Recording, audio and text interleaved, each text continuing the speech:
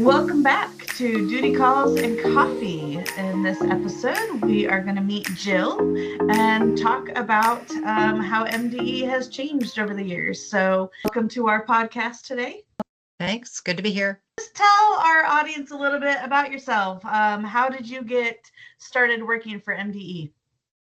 Oh gosh, so actually, MdE is very much family oriented, and my mother was a tennis buddy of Pat's originally, and I ran into her one day after losing a job that I had years ago for a research company, and she said that her daughter had a company and was looking for um, somebody to work. So that's kind of how I came upon MdE. Oh, I've wow. been here ever since. Yeah, that Wow. was like back in 2000, I want to say 2003. Okay. So, have you been with MdE since the beginning, I guess? Yes. Yeah, I've been here since the beginning. Awesome. What is your role? What do you do at MdE?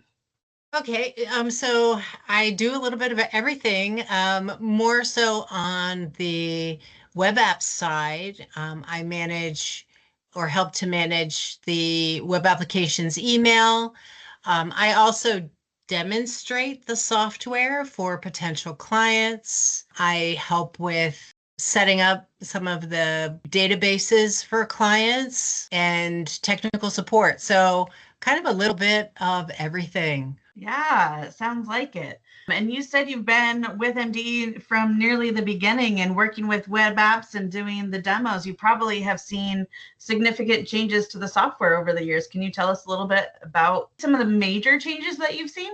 Absolutely. So, way back in the day, before the program was web-based, it was a PC-based application, and we used to send out demo CDs to potential clients, and I had to burn those CDs, and we would print off documentation and mail like hard copies out to people. So that was very different than today.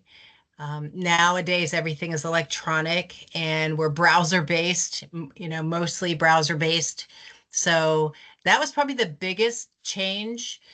That, and then, of course, originally it was just the Adore program, and now we have the additional modules and the entire suite of the PeaceQ uh, program. So, yeah, I would say those are the biggest changes going to web-based and then also the introduction of the additional modules. Oh, wow. That sounds like a lot of changes. You mentioned PeaceQ, and I don't know if all of our audience knows what that means. Do you mind telling us a little bit about that? Sure. So PeaceQ represents all the different modules that we offer. The PE is a performance evaluation module. It automates annual performance evaluations. The A is our Adore program, and Adore is that original field training module. And a lot of people don't know it, but Adore actually stands for Automated Observation Reports and Evaluations. So it's those evaluations for field training. And of course, now we offer different philosophies as well, like PTO and even the next gen. Now we can customize the program based on, different philosophies. So the A is the Adore program. C and E are for class and employee records management. Those modules are for tracking training records like certifications, qualifications, post, CALIA, in-service, and academy. So the C and the E, they actually come together, and they're for tracking training records outside of field training. The Q is the equipment tracking module. Tracks equipment, who it's assigned to, any maintenance that's been performed on it. And we do also have a firearms qualification add-on that you can get for or with that equipment tracking module if you're tracking equipment and weapons. And then the Pro is our newest module. Pro is an LMS system. It's a learning management system.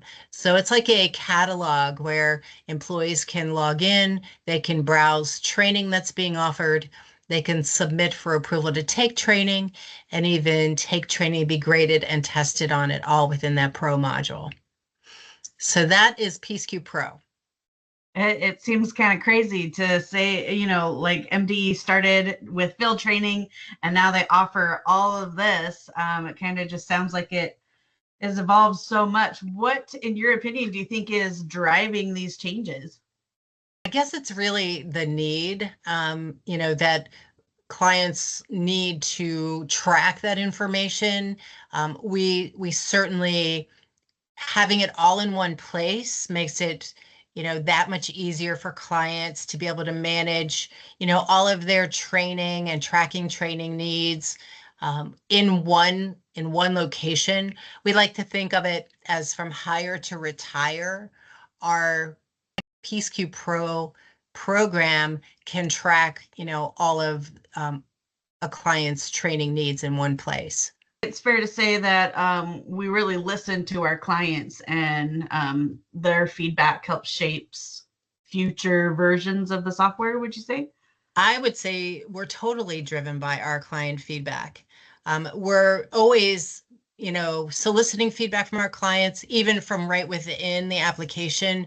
We have something we call the wish list, and clients can submit their ideas or requests or wishes for features they'd like to see in the software, and that information is reviewed by our programmers and by the president of the company whenever they're getting ready to, push out the next release of the software. It's a very customizable program, and we are always, working to improve or to meet the client's needs. It's a very flexible program, and of course, you can always get additional programming. If there's a specific feature, we can always do extra programming to make it work a certain way for a client if that's what they want, if that's what they need.